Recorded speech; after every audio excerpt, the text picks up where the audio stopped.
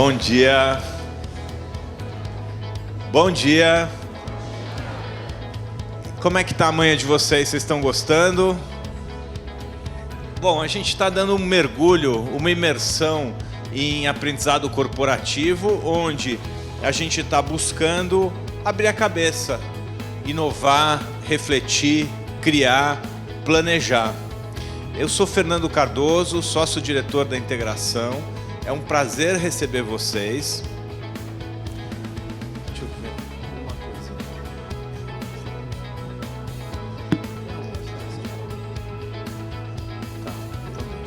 Pessoal, esse evento ele está sendo promovido pela Escola de Aprendizado Corporativo da Integração. Essa escola é a maior escola do Brasil com cursos só sobre aprendizado corporativo. A gente tem uma grade de mais de 10 cursos sobre aprendizado, onde a gente aborda desde a formação do coordenador e o especialista de T&D, formação de profissionais em educação corporativa, analista de T&D, design thinking para aprendizado corporativo, aprendizagens ativas, aprendizagens imersivas, metodologias digitais para aprendizagem. E, além disso tudo, a gente coordena a pesquisa em que traz o panorama com indicadores para a gestão do T&D no Brasil. Então a gente tem todo um núcleo de pesquisa para trazer para vocês conteúdos exclusivamente na área de vocês, que é aprendizado corporativo. O Marcelo, que foi um dos professores, é o head dessa escola, um colega, aliás, a gente está com vários colegas aqui hoje. O Marcelo é um colega de mercado na área de aprendizado corporativo de mais de 20 anos. Por favor, Marcelo. Tudo bom? Marcelo, a gente se conhece, e não só Marcelo, mas vários outros que já estiveram e vão estar com vocês hoje, há mais de 20 anos atuando em aprendizado corporativo. E o Marcelo, eu sempre considerei um radar no nosso meio, uma pessoa hiper antenada, que tem uma noção muito grande de tudo que está acontecendo sobre aprendizado corporativo no Brasil e no mundo. Então é um prazer estar aqui com você. Bom, a gente quis mostrar para vocês esse overview do que o nosso núcleo de pesquisa e soluções em aprendizado está desenvolvendo para vocês, reforçando. A gente tem mais de 10 treinamentos e formações só nessa área. E por fim, uma mensagem. A gente está chegando na hora do almoço. Vai ter comida para vocês no fundo da sala, então vocês fiquem à vontade para levantar, pegar um café, uma água, uma comida e continuar absorvendo esses professores incríveis que vocês vão ter aqui hoje. Bom, então todos esses professores eles estão dando aula nesse nosso núcleo, e a gente vai começar agora com a Paula, tá? A Paula, ela é pós-doutora em educação pela PUC e certificada pelo MIT em liderança e inovação. É uma pesquisadora em tendências de aprendizado corporativo. Então, uma salva de palmas. Paula, por favor. Obrigada, Fernando. Obrigada, Marcelo, Guilherme, pelo convite. Bom dia a todos vocês. É um prazer estar com vocês aqui hoje. Algumas eu já conheço, então muito obrigada por poder estar aqui com vocês hoje. Tenho trabalhado, é um prazer estar trabalhando na Integração, uma área de transformação digital, acompanhando eles nessa jornada de colocar as organizações frente a frente com os desafios do século XXI.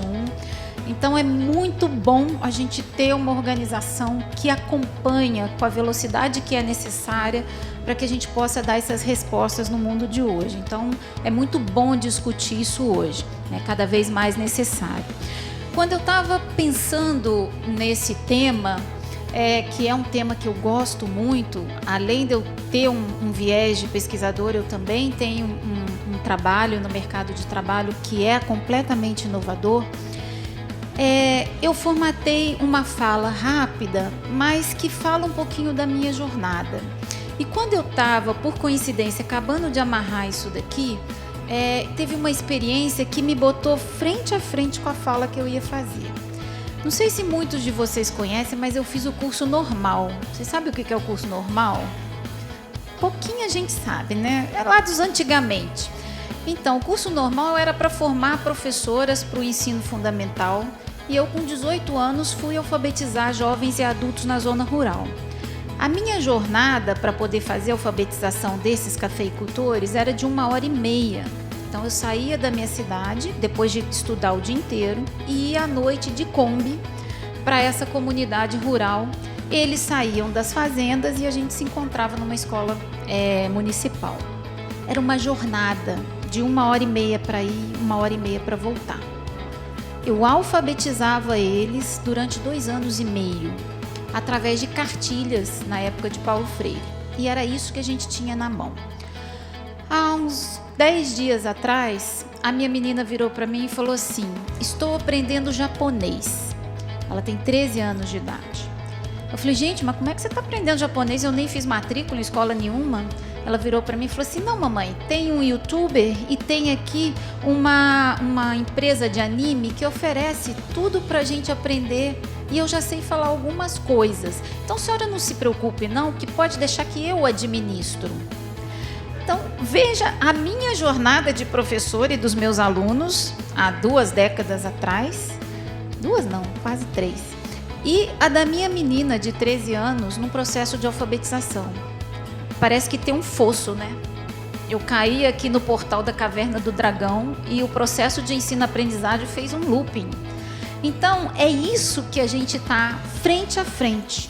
Daqui a muito pouco tempo, essa menina vai estar no mercado de trabalho.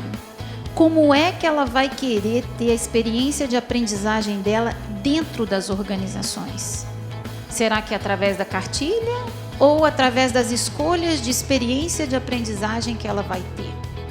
Não estou falando de um tempo muito distante, não. Estou falando de coisas muito próximas. Então, isso mostra para a gente como que o processo ensino-aprendizagem precisa estar atento a essa nova realidade. A gente convive com um processo de ensino-aprendizagem do século de 1500. Porque se a gente for ver as grades curriculares, essas grades curriculares foram feitas pelos jesuítas com um seguinte propósito: dar aprendizagem para índios e esses índios reproduzirem essa aprendizagem sem nenhum tipo de abertura para inovar. Como o próprio nome o diz, nós estamos encarcerados no conhecimento. E de uma hora para outra, todo mundo pede para a gente pensar fora da caixa, fora das grades. Isso daí é uma ruptura muito grande. E o século XXI pede isso, em qualquer lugar do mundo. Eu falo para os meus alunos que há um tempo passado, em 2011, eu tive fora numa pesquisa sobre inovação e tecnologia e sustentabilidade, onde eu analisei grades curriculares desses países. Nesses países, eles já pensam fora da caixa há muito tempo, porque o processo ensino-aprendizagem é um processo de gestão do conhecimento e não de encarceramento do conhecimento. Fazer essa passagem para o século XXI é olhar para tudo aquilo que a educação e seus artefatos têm para nos oferecer. Olhar que é uma educação cada vez mais para sujeitos diferentes, é uma educação para qualquer hora e qualquer lugar, é uma educação para qualquer propósito. Eu posso querer aprender a fazer tricô, a fazer slime, a poder tentar ser um grande economista para poder investir na bolsa. Qualquer coisa é um processo ensino-aprendizado. Então, eu não preciso estar mais em ambientes formais porque eu tenho plataformas abertas que vão me oferecer conteúdo, aprendizagem. Mas será que todo mundo vai aprender coisas interessantes? Essa é uma grande pergunta. Por mais que o mundo nos ofereça conteúdo e informação, a gente precisa estar atento para quê? Será que ele vai entregar com robustez aquilo que eu preciso? para diferentes propósitos, eu preciso de diferentes tipos de conteúdo e aprendizagem. Então, a gente está hoje num processo onde a gente tem muita oferta, mas a gente precisa estar atento à qualidade dessa oferta, ao tipo de jornada que eu quero fazer e para que ela serve. Então, isso mostra que a educação está em qualquer lugar.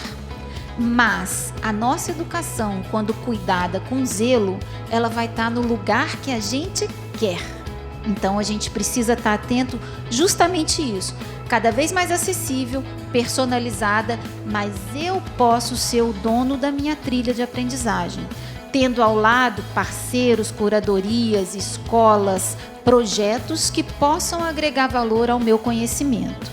Então, como as tecnologias hoje já embarcaram nas organizações, muitas vezes as pessoas falam assim: eu estou chegando agora no conhecimento da Revolução 4.0. Mas vou contar uma história para vocês. Tem organizações que já passaram dessa fase. Já embarcaram tecnologia, já são automatizadas, digitalizaram seus processos. E agora eles perguntam assim: o que eu faço com isso? O que eu faço com esse curso de realidade virtual? O que eu faço com os dados que eu coletei através de gamificação? O que eu faço com toda essa tecnologia que eu trouxe de realidade aumentada? Eu preciso saber os desdobramentos disso. Porque para além do modismo, essas tecnologias elas vão ficar.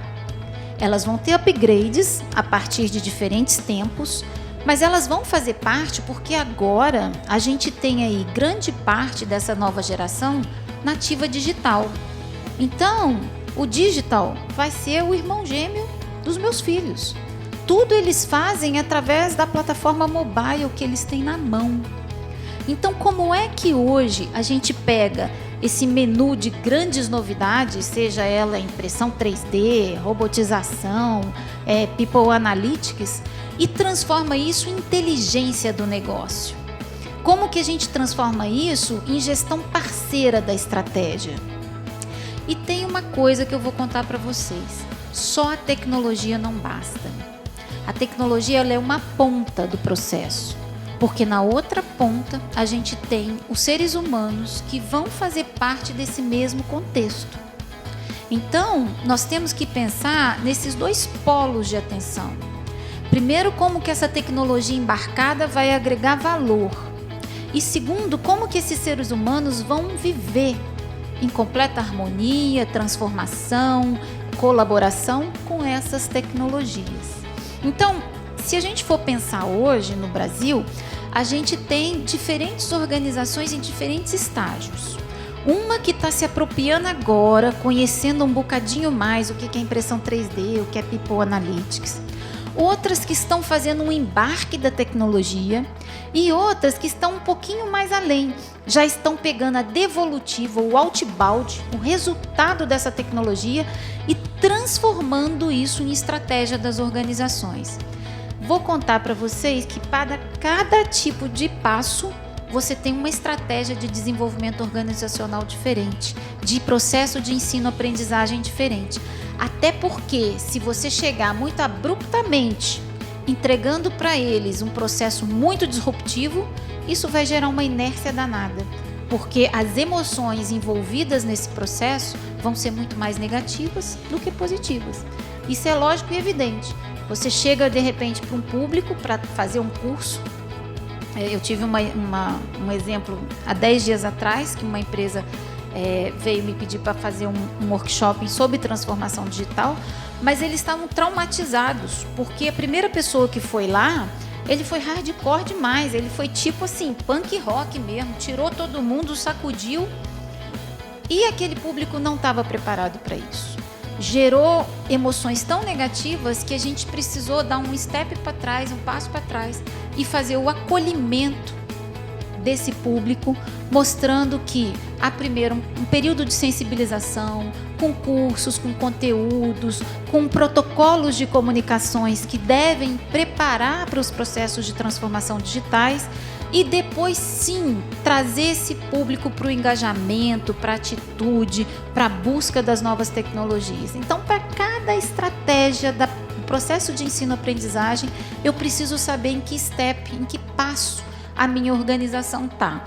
As tecnologias, elas são ótimas, elas ajudam a gente pra caramba, otimizam e fazem parte do negócio. Cada vez mais você tem aí o chamado bilhão emergente. O que é o bilhão emergente?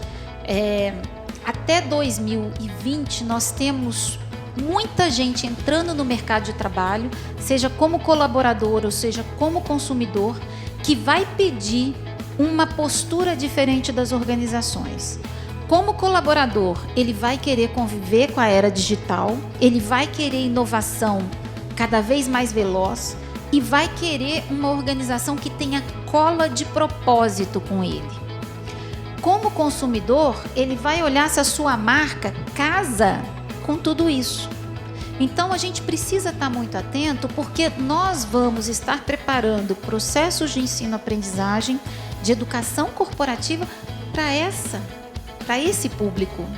Então, a gente não pode oferecer mais do mesmo. A gente tem que praticar uma microcustomização para cada público, um formato de processo de ensino-aprendizagem diferenciado. Como eu falei para vocês, a gente está vivendo esses paralelos, né? A chegada das tecnologias e o ser humano cada vez mais arisco e falando, Jesus amado, será que eu vou dar conta disso? Então você tem um robô humanoide te recepcionando num congresso ou num hotel, e você tem dentro da sua organização vários processos novos, novas máquinas que estão chegando e desrompendo postos de trabalho. Como é que eu reajo a isso? Para um jovem é tudo muito natural. Gente, a Siri é best friend forever dos meus filhos. É como está o dia hoje, amanhã, como é que vai ser isso, como é que vai ser aquilo. A Siri casou com a Alexia e as duas fizeram um super casamento no Vale do Silício. Então, a inteligência artificial hoje é uma entidade posta. É um terceiro sujeito, um quarto sujeito dentro da organização. Para os jovens isso é muito interessante, mas vai falar para alguma pessoa que esteja numa geração mais baby boomer, mais lá no finalzinho da X, no iniciozinho da X, o casamento da Alexia com a Siri, se ele vai entender chundas, né? Como é que é o movimento do slime com as lojas que abriram, com os youtubers na internet? Ele vai falar, que é isso, Jesus amado, né? Ou como que hoje a minha área de benefícios vai trabalhar com uma pessoa que faz poliamor? Dá um nó na cachola do sujeito e isso não vai ser legal. Porque quanto mais nó a gente faz, mais obstáculos a gente cria para chegar até esse sujeito. Então, entender esses diferentes sujeitos dentro da educação corporativa é muito importante. Cada vez mais a gente tem esses sujeitos nos oferecendo contextos de aprendizagem diferentes, tipos de viver a vida também diferentes. O ano passado eu trouxe no Roadshow essas personas e eu gosto muito delas. Essa menina aqui, a Najandra, ela é uma persona que eu encontrei há 1 ano e 2 meses atrás em Boston. Ela é de uma startup parceira minha e essa startup hoje está até no Brasil. Eles captam dados para fazer credit score. A Najandra é uma pessoa muito descolada, 27, 28 anos, bem informada, e que sentou comigo e com o CEO dela, que tem 62 anos, e conversou durante 1h30 sobre tudo, geopolítica, negócios, pessoas, falamos de Bollywood, de tudo. É uma menina super antenada, que tem uma educação multicultural muito grande, que sabe trabalhar processos multigeracionais. Quando eu cheguei e conversei com a par dela aqui no Brasil, uma estatística da USP, essa pessoa não levou nem meia hora de conversa. Foi 15 minutos apresentando o projeto e 15 minutos assim de uma conversa muito rala, que não faz nenhum tipo de apropriação cultural, emocional, coisa nenhuma. Então a gente está de frente com um profissional hoje que quer enxergar sistemicamente as possibilidades e as oportunidades que eles têm na mão. Até porque eles investem muito na carreira deles. Eles investem grana, porque eles sabem que eles têm que protagonizar a carreira deles. e isso é muito estimulado nos dias de hoje com a chamada Gig Economy, né? A carreira proteana, você ser dono da sua carreira. Então eles investem muito na carreira deles e eles querem aportar esse investimento em organizações que têm a ver com ele, que possam ajudar ele a crescer. Então como que eu vou entender a Najandra e a Aline, uma que é da geração Y e a outra que é totalmente fora da casinha, que é a geração Z. É super, hiper conectada. Muitas vezes ele vai falar assim, não sei nada de Big Data, não tem na trilha da minha organização. Ela vai resolver o problema dela, igual a minha menina fez. Foi na internet, caçou a trilha dela e fez. Mas é muito importante que as organizações entendam que esses sujeitos precisam conviver muito bem.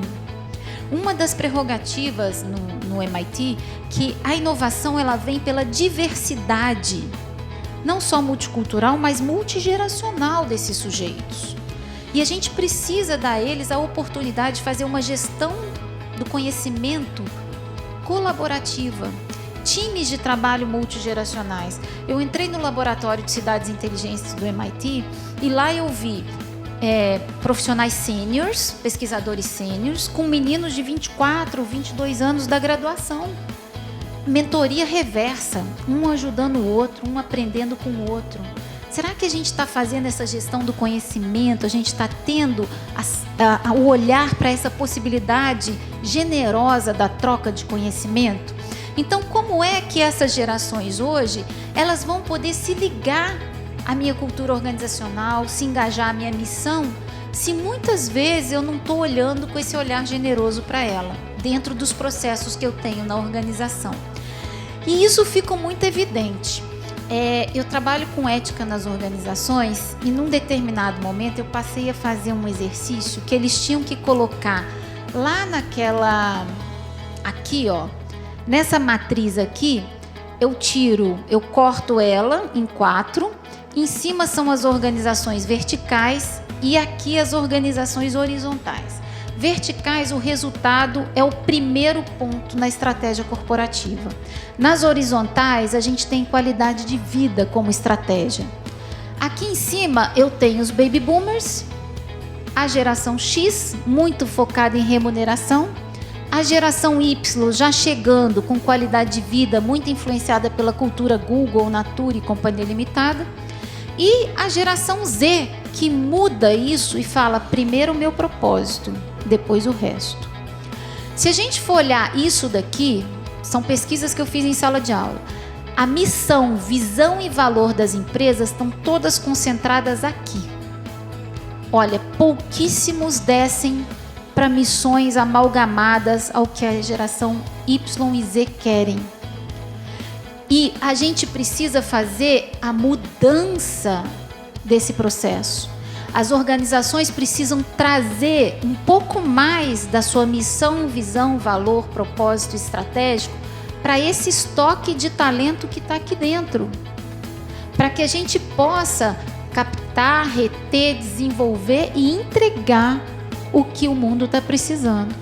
Porque se a geração Z não vê que a organização vai olhar para ela, ela vai formar sua própria startup. E essa startup aqui pode nascer dentro de uma garagem, no boteco da esquina, através de um desenho numa mesa. E em muito pouco tempo, essa startup pode apresentar um risco para essas aqui. Não estou falando isso do futuro, não. Estou falando de hoje. Tanto é que muitas fintechs, empresas de turismo, estão hoje, bancos e empresas de turismo, estão completamente atentas ao movimento das fintechs, dos apps de turismo e companhia limitada. Porque hoje a competição é assimétrica, vem de todo lugar. Então a gente precisa estar muito atento de quais estratégias a gente vai fazer para poder colocar esse pessoal engajado dentro da minha estratégia de processo de ensino-aprendizagem. Experiência, eles adoram experiências. Há uma semana atrás eu estava numa sala de aula fazendo uma experiência de jogos teatrais para praticar intragrupos e entre grupos. Então é uma coisa diferente que traz eles para a gente poder entrar com as nossas estratégias de processo de ensino-aprendizagem. E isso daqui, gente, é real, é concreto.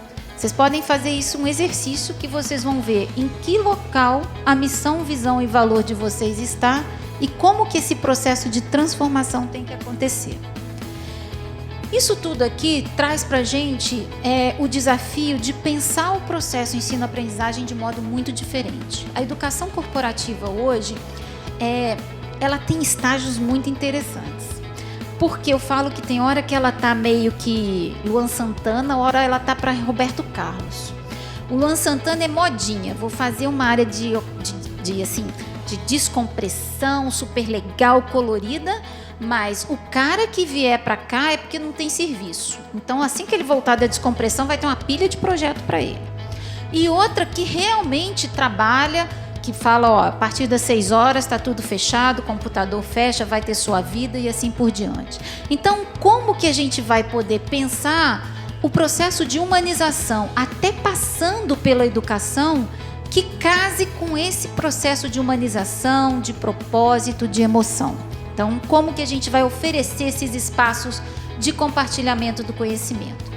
E agregar aí os diferentes modelos de tecnologia. Então, você tem aí o Game Thinking, a realidade aumentada, a realidade virtual, People Analytics, Video Learning, Micro Learning. Então, assim, é um menu bastante vasto, mas não é para você colocar tudo na sacola. Você vai poluir a sua sacola.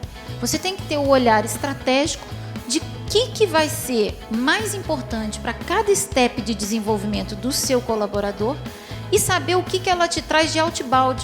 Qual é a inteligência que ela vai agregar? Hoje em dia, cada vez mais a gente pede o ROI, o retorno desse investimento, e como é que a gente vai tirar esse ROI para poder saber se a minha estratégia, ou seja, por microlearning, pílulas, big data, analytics, jornadas, podem trazer a experiência que eu preciso. Hoje, como eu falei para vocês, eu gosto muito de ver o que está circulando. Então, você tem os robôs humanoides, os hologramas. Esse holograma aqui, uma tecnologia nova, que essa moça pode dar palestra em russo, chinês, com ela, com a imagem dela, ela estando em Las Vegas para uma plateia presencial. Você tem os IoTs, que são os sensores que captam dado, e você, através do seu processo de ensino-aprendizagem, pode gerenciar risco oferecendo trilhas que se adequem maior a cada área. A própria gamificação, que eu vou falar um bocadinho. Aqui eu estava olhando o que aconteceu em Brumadinho, nesses dois, através de realidade aumentada, e os visores e óculos inteligentes, que também são IoTs. Então, a oferta é grande, é como se fosse um grande shopping center. E aqui você tem as grandes plataformas que a qualquer hora, qualquer lugar, você pode trabalhar conteúdo. A própria integração tem um banco de pílulas de conhecimento que podem ser encadeadas e dar o conforto para o seu colaborador a qualquer hora e a qualquer lugar. Então, a gente precisa entender que há muitas ofertas, mas o papel-chave de hoje em dia é saber quem é a curadoria dessa oferta. Da onde ela vem? Como é que ela me agrega valor? É parceiro do meu negócio? Então, entender o que essas ofertas podem trazer para dentro da minha organização. E falando um pouquinho de gamificação, que é a minha praia, que eu tenho uma startup de gamificação, eu trouxe para vocês os entregáveis. Né? A gente falar de game é muito legal, é divertido, mas o game é a porta de entrada para os entregáveis. Né? Aqui você tem rotas e jornadas, pegadas digitais do seu funcionário, que ele pode fazer rotas próprias através da customização de storytelling, jornada do usuário, pílulas de conhecimento. O gestor pode entender a inteligência desses colaboradores através de um painel de gestores que tem todo o analytics prontinho para vocês coletarem. E isso daqui gerar para vocês maior engajamento através de pílulas de conhecimento, objetos de aprendizagem, premiação. Então, é mais uma ferramenta flexível que a gente tem hoje e que a gente pode aportar dentro da área de desenvolvimento organizacional. Isso daqui são as métricas. Hoje em dia, indicador é muito importante, então a gente tem que saber. Não adianta você falar assim, sua palestra vai me dar ROI? Mas peraí, quais foram os indicadores que você mapeou antes para eu poder te entregar o que você precisa? Eu vou te tirar 8 horas do seu posto de trabalho, o que você vai entregar no dia seguinte? né? Então são questões muito práticas do RH, né? Porque o RH muitas vezes passa meio que batido na estratégia. Aqui a gente está preparando times para trabalharem juntos, transformadores e inovadores, formando equipes de inovação híbrida para que pudessem abrir novos negócios para 70 cooperativas paranaenses. Sabe qual que é o outbound dele até agora? 200 projetos de Open Innovation. 1 ano de projeto e eles já aprenderam a fazer inovação aberta, aplicando para negócios. E você tem aqui as correlações entre as variáveis do negócio. Eu posso pegar através do game, faixa etária, gênero, posso pegar por rodada quem aprendeu mais, quem aprendeu menos, e aí imputar uma trilha de aprendizagem adaptativa, um curso, uma palestra, um formato blended, presencial ou online. Então, é muito legal, porque a gente tem muita coisa diferente para fazer e a gente pode optar por pessoas que possam ter uma curadoria inteligente que nos ofereça esse retorno da aprendizagem, né? Mas é óbvio que nem tudo é número. Os números é uma porta para a gente entender o sujeito. Isso a gente tem que ter muito claro. O processo de transformação disruptiva, o processo de transformação tecnológica, ele traz um novo sujeito para os negócios. É muito interessante, eu tenho uma figura que eu uso num curso, que a integração hoje está fazendo um processo muito inteligente, muito interessante num dos maiores bancos do Brasil, que é um processo para trazer a mentalidade para a área de transformação digital. E numa dos processos que eu trouxe para eles é o olhar para a inovação. Eu tirei uma foto do banheiro de um restaurante robô em Boston, que tem a menina, o menino e o robô no meio. Não sei se vocês lembram. O robô no meio, ele é mais um dentro da organização. Mas aqui do lado, a gente tem 2 seres humanos que a gente precisa estar bastante atento a eles. É isso, gente. Tem tempo para alguém perguntar alguma coisinha? Vamos lá? Quem quer bater prosa comigo?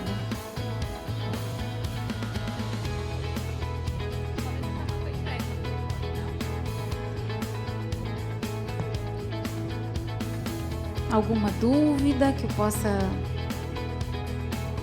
trazer para vocês? Deu para pegar?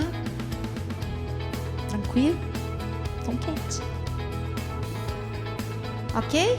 Gente, muito obrigada. Bom evento para vocês. Tudo de bom. Obrigada.